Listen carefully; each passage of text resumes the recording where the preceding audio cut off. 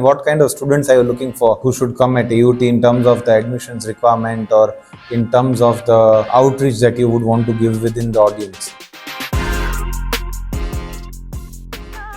That's a good question. I think that covers a lot of aspects in one question.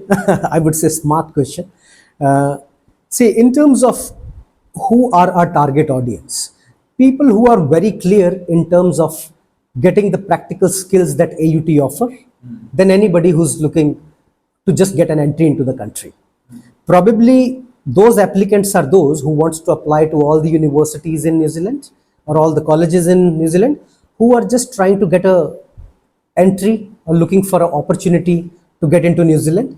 But whereas we are more focused on those professionals who are keen to make a difference in the society after graduating from AUT, because what AUT brings on table is the practical skills or the delivery of education or the delivery mode.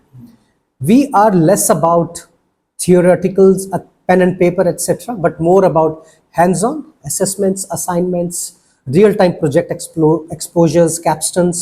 For example, our 90% or more than 90% of our undergraduate students does go through an internship at a workplace, right? Whereas for our postgraduate students, there are opportunities to cover those practical aspects within the module through the projects or capstones, right? Now, this is what AUT brings, and our target is very clear that we want to recruit those students who are particularly focusing on skill enablement after the degree, not just looking for a pathway to get into the country. Now, what we look for in India, if we talk about undergraduate level, we are talking about students coming from CBSE, ICSE boards with nothing less than 75% in their best of 4 academic subjects, which could be PCM, PCB plus English as a language. Then for your postgraduate students, it varies from program to program. But for example, if we talk about business programs, anyone with B plus grade is good to go and study with us. Whereas for engineering and others, it can vary, where we seek people to come with minimum 65 to 70% in their bachelor's degree. Sahil, speaking about the entry requirements, AUT is a top-ranked university and not everyone can get into it, and you also have your financial guidelines and requirement to study at AUT and other criteria which assesses if a student is genuine. So could you briefly tell us about what kind of criteria other than the academic criteria do we foresee when we let a student in at AUT? What other things do they need to match up to become a student at AUT? Right. See, the first filter that we look at when we evaluate student application is always academic. And not entire academic profile starting with 10th grade, 12th grade, etc. It is the most recent education. For example, a PG student going, we are only going to evaluate their bachelor's. Even if they have a master's, that will come and play an act once they are eligible for the program, but they will not be evaluated on their other degrees. But if we talk in terms of other aspects, that is where Immigration New Zealand comes into play. Auckland University of Technology or other New Zealand providers do not get involved into the financial matters of a student. So that is where it is solely on the immigration in terms of visa success rate. But yes, AUT has one of the best visa success rates in last few years, not just from India, but also in South Asia. At present, we are close to 90% visa success rate within India. What about students who come to AUT? How are their schedules like? When a student enrolls to study at the university, will he only be studying or does he get a good work-life balance? And what kind of internships or what kind of postgraduate outcomes do we also offer to the students? I think let's talk very importantly. Why I left India and went to New Zealand was work-life balance. That was my key priority. To go look for a work-life balance, get that international exposure, come back and contribute to my own economy, contribute to my own people and community. Now, New Zealand is certainly in top 3 in the world when it comes to work-life balance. As an international student, the students are now allowed to work up to 25 hours part-time and also full-time during your holidays and once you complete your studies. But Generally speaking, the postgraduate opportunities are wonderful in the country, where if you do any program which is level 9 and above, gives you 3 years of stay back, that is for postgraduate students, and also for undergraduate students getting into a bachelor's degree of level 5 and 6, does earn you a 3 years of post-study work visa, where you are pretty much on an open work permit and you can work for as many employers as you want. And what about student life while they are studying at the university? I think, How is it? thanks for that. AUT has the most vibrant campus. This is what I experienced in February when I was there for the orientation week at the campus. Uh, speaking of opportunities for students, there's a lot of clubs available in New Zealand that student can sign up themselves with depending on their interest.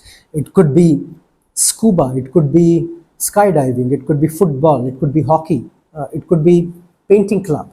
So there are a lot of opportunities available. Also, as I said, we are the most vibrant. Along with most vibrant campus, we are the most diverse, or having diverse students portfolio across the university, right? Our international student split is somewhere around close to 17 to 18%, whereas we teach about 22,000 students at any given, 22 to 23,000 students at any given time. So we are more of a domestic university, but also handling the largest International. international cohort coming from various different parts of the world. Speaking about the campus life and the kind of cohort that you mentioned that UT has, uh, what do students in terms of service get when they come to the campus at AUT? Okay. Because in today's age, international students do require a little bit of handholding as well. 110%. So until 2024, AUT has been awarded for last consecutively 4 years for best student support services in the country. Right? Best student support services covers various aspects. One is what you are highlighting, the international students, especially undergraduate who are just 18, 19 or 20 years old, requires handholding. We have dedicated team who supports them. We have on-campus support available in terms of mental health well-being, where if a student wants to seek a counseling session with an expert. We also provide one of the best in the country career support opportunities available, where we organize AUT Live. For those who don't know, this is more about inviting industry experts to our campus, where students are allowed to go pass on their cover letters, CVs, speak to them, build on that relation, and take it forward from there. And we do it selectively for each discipline. Fantastic. Yes. And what kind of subjects do AUT specialize in? So, AUT being a technology university, do we highly specialize in IT and engineering programs, or is it also business, health? What kind of programs are we Specializing specializing in, right. As our name suggests, technology. So we are definitely a STEM specific university, one of the primary STEM university of New Zealand, which is science, technology, engineering, mathematics. Having said that, does not mean that we do not specialize in other disciplines. For example, if we talk about our business school are in pretty much top 1 to 2% of the rest of the world. For example, our business program of supply chain management, which is Masters of Supply Chain Management, uh, is the only accredited program of entire New Zealand by CIPS. What is CIPS? CIPS is Chartered Institute of Procurement and Supply. So this gives you an idea that although we are STEM specific, but then we also have specialties in our other courses. Our applied finance, accounting programs are accredited by all the relevant bodies that you could think to register with tomorrow and do your practices. Talking about nursing, we are pretty much #1 nursing university in New Zealand. We are also one of the best for teaching programs at master's and postgraduate level, and also #1 for sports exercise and health programs. We stand number 25th in the world for the sports degree that we offer to our students. and also number one in New Zealand for hospitality programs, where our Masters of International Hospitality Management ranks 16th in the world. I hope that helps. It does not just help, it is a verdict that you've given to audience and our students alike that AUT is one place where you come, you get your dreams true, you Yes. study at one of the best places, you study with the best, you study something which is really good for your career and Yes, something which is that's right. going to be a highlight for the years to come within your life. My last question to you, and which is going to be a pretty quick one, is Selva, over the years you've seen many students going in and out of New Zealand. You've worked across destinations as well. What is that something unique that New Zealand has, which other countries do not have? I mean, Australia also has a very nice location, is very safe. US also has something which is technology, which nobody has. Yes.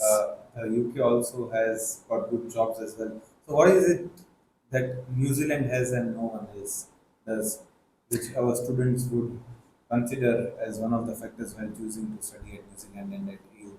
That's right. I think a very legit question, and I'll answer this with my experience as I have been working across the destinations and I've been to a few other countries as well. What stands out for me in New Zealand is its people.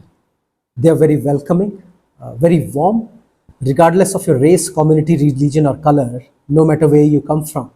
They will give you equal opportunities. And I think after investing in a country, and when we say an international student, one or the other way, an international student does contribute towards the economy of that country. The least thing one would expect in return is respect, and that is what I think I'm very certain about that New Zealand has on its offer.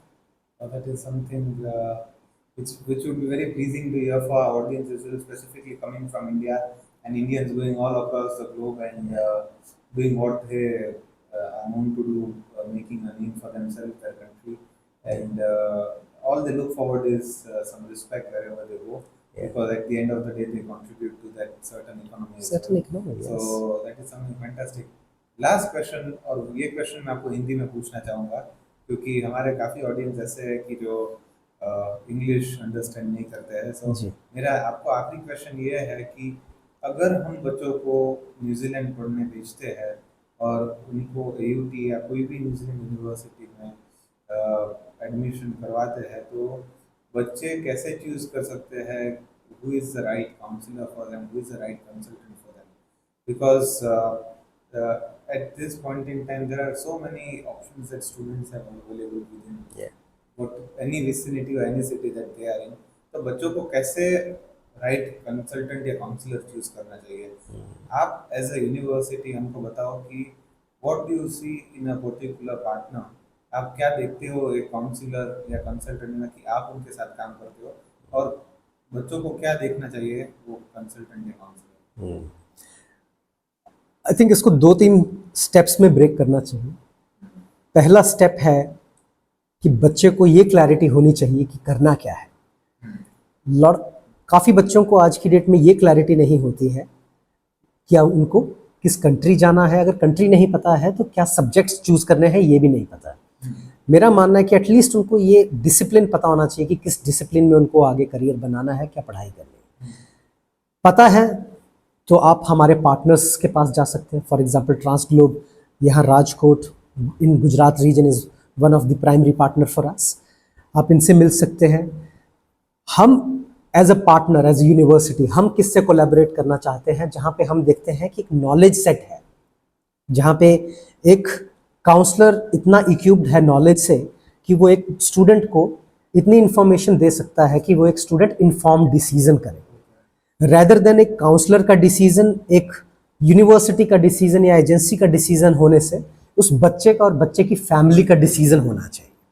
तो सबसे important है कि आप एक counsellor एक agency वो choose करें जिसपे यूनिवर्सिटी ट्रस्ट करती है. और फॉर एग्जांपल अगर एयूटी की बात करें तो हमारी वेबसाइट पे हमारे एजेंट पार्टनर्स की लिस्ट अवेलेबल है जिसमें आपको ट्रांसग्लोब का नाम मिलेगा.